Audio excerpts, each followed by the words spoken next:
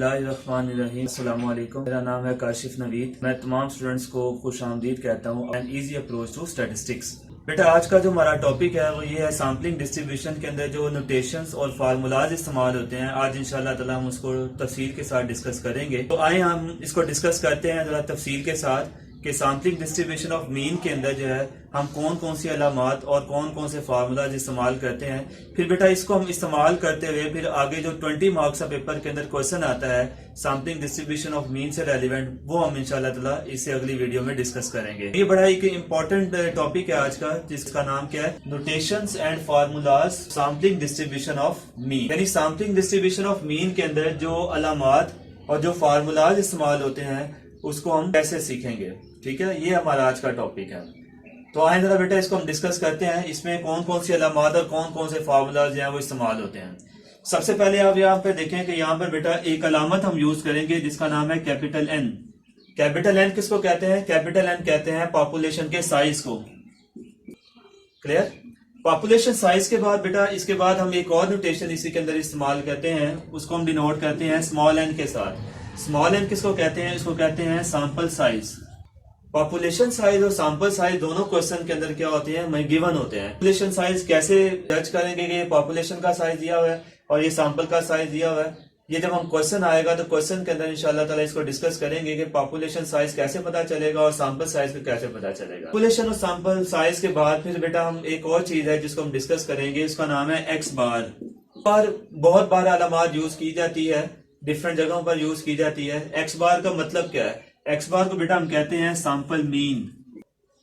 ठीक है, sample mean के बाद फिर हम एक और नोटेशन इस्तेमाल करते हैं जिसको हम कहते हैं म्यू। और म्यू का बेटा मतलब क्या होता है? Population mean. एक्स बार मीन सैंपल मीन और म्यू का मतलब क्या होता है? पॉपुलेशन का मीन। यानी पॉपुलेशन से जो हम एवरेज कैलकुलेट करते हैं इसको हम पॉपुलेशन मीन के साथ डिनोट यानी म्यू के साथ डिनोट करेंगे और बेटा एक्स बार हम डिनोट करेंगे सैंपल के मीन के लिए। उसके बाद आगे देखें बेटा, म्यू एक्स बार एक हम अलामत यूज करते हैं, इसको हम पढ़ते क्या है? इसको पढ़ते हैं मीन ऑफ द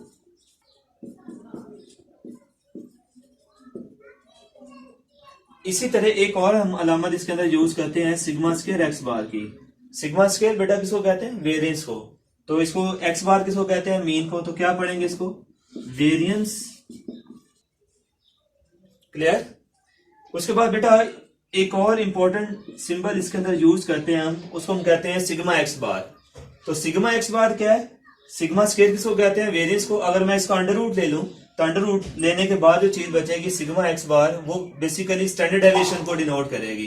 तो आपने बाकी सारी चीज को आपने एज इट इज लिखना है, सिर्फ यहाँ पर वेरिएंस की जगह आपने क्या लिख देना है? Standard deviation. स्टैंडर्ड। यहां तक कोई प्रॉब्लम तो नहीं है? कैपिटल एन से लेकर सिग्मा एक्स बार तक ये जो जो अलामात इसके अंदर कॉन्सेप्ट के अंदर सैम्पलिंग डिस्ट्रीब्यूशन ऑफ मीन के अंदर जो इस्तेमाल होंगी वो सारी हमने यहाँ पर 1 बाय 1 इस्तेमाल की है। इसके अलावा भी कुछ एक अलामात हैं जो हम यहाँ पर गाये बगाए इस्तेमाल करेंगे, वो कौन सी हैं आए वो भी साथ ही इसके डिस्कस कर लेते हैं। और बेटा हम एक अलामत खाली यूज करते हैं सिग्मा स्क्वायर की भी। सिग्मा स्क्वायर किसको कहते हैं? सिग्मा स्क्वायर कहते हैं जस्ट पॉपुलेशन वेरिएंस को। एक बात याद रहे कि यहाँ पर सिग्मा स्क्वायर एक्स बार है, यहाँ पर खाली सिग्मा स्क्वायर है। सिग्मा स्क्वायर एक्स बार जो होता है, ये सिग्मा स्क्वायर एक्स बार, इसका ताल्लुक basically sampling distribution of mean के साथ है। जब हम क्वेश्चन करेंगे तो क्वेश्चन के अंदर डिटेल के साथ पहले हम सैम्पलिंग डिस्ट्रीब्यूशन ऑफ मीन बनाएंगे और बनाने के बाद फिर हम वहां से जो मीन या वेरिएंस कैलकुलेट करेंगे उसको बेटा हम किसके साथ डिनोट करेंगे? वहां से अगर वेरिएंस निकाले तो वेरिएंस के लिए हम अलामत यूज करेंगे सिग्मा स्क्वायर एक्स बार की। और बेटा अगर मीन निकाले तो मीन के लिए जो इससे पहले हमने अलामत लिखी जिसको किससे डिनोट करेंगे? म्यू एक्स बार के साथ। अब यहाँ पर खाली यूज किया जा रहा है सिग्मा स्क्वायर। तो सिग्मा स्क्वायर किसको कहते हैं? पॉपुलेशन वेरिएंस को कहते हैं। किसको कहते हैं? पॉपुलेशन। उसके बाद हम एक और अलामत यूज करते हैं, उसको हम कहते हैं खाली सिग्मा। तो सिग्मा बेसिकली पॉपुलेशन डेविएशन का नाम है। जैसा कि मैंने आप बच्चों के साथ पहले बात शेयर की थी कि और बेटा हम सिग्मा स्क्वायर का अंडर रूट ले लें तो क्या आ जाता है हमारे पास? अंडर रूट लेने के बाद हमारे पास खाली सिग्मा बचता है। तो सिग्मा क्या चीज होती है? ये पॉपुलेशन का स्टैंडर्ड डेविएशन कहलाएगा, ये पॉपुलेशन का वेरिएंस कहलाएगा और ये पॉपुलेशन का स्टैंडर्ड डेविएशन कहलाएगा।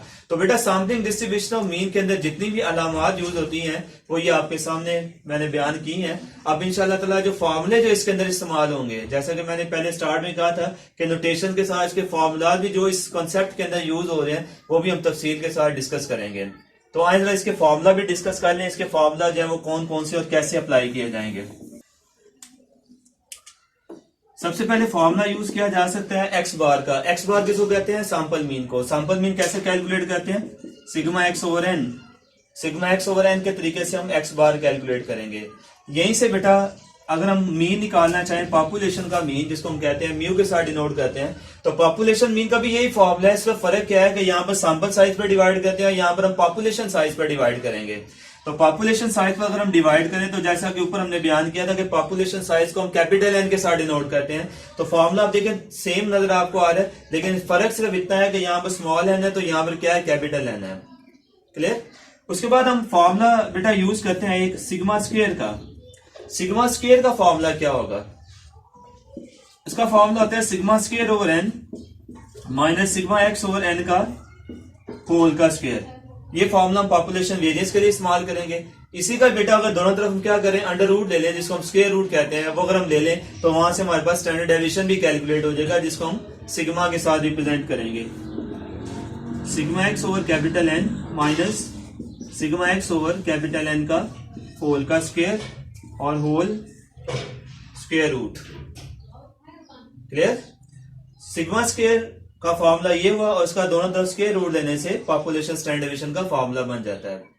अब हम चलते हैं सैंपलिंग डिस्ट्रीब्यूशन के जो फॉर्मूले हैं या सैंपलिंग डिस्ट्रीब्यूशन से जो मीन कैलकुलेट करते हैं या वेरिएंस कैलकुलेट करते हैं या स्टैंडर्ड डेविएशन और जिसको हम स्टैंडर्ड एरर भी कहते हैं, वो उसके फॉर्मूलाज क्या हैं, आए वो भी डिस्कस कर लेते हैं। सबसे पहले म्यू एक्स बार का फॉर्मूला, इसको बेटा हम एक्सपेक्टेड वैल्यू ऑफ एक्स बार के साथ भी डिनोट करते हैं।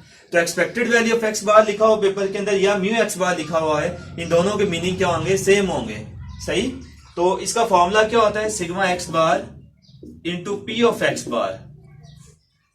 P of x bar sigma x bar into p of x bar. अब उसके बाद यहां पर हम वेरिएंस ऑफ एक्स बार का फॉर्मूला लिखना चाहें तो इसका फॉर्मूला बड़ा इजीली है। इसका फॉर्मूला कैसे लिखें?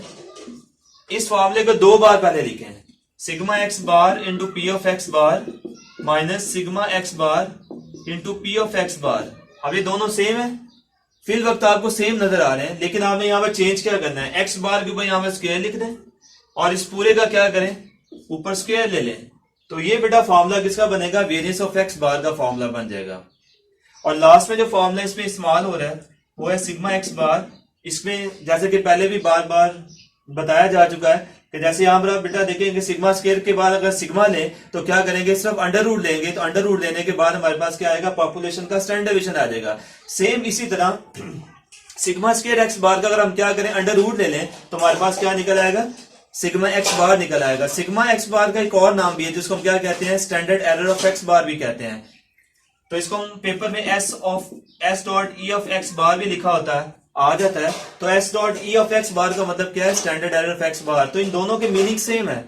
ठीक है? तो फॉर्मूले में चेंजिंग कहां पर आएगी? इस पूरे फॉर्मूले के अंदर क्या करें? इस पूरे फॉर्मूले का स्क्वायर रूट ले लें तो हमारे पास सिग्मा एक्स बार आ जाएगा। मतलब कहने का ये है sigma x bar square p of x bar minus sigma x bar into p of x bar का होल का square. Sampling distribution of mean के अंदर बेटा जितने भी अलामात और जितने भी फार्मूला इस्तेमाल होने हैं वो सारे के सारे फार्मूला आपके सामने यहाँ पर आपको बोर्ड में नजर आ रहे होंगे। जिसके अंदर आप जरा गौर करें तो तीन फार्मूले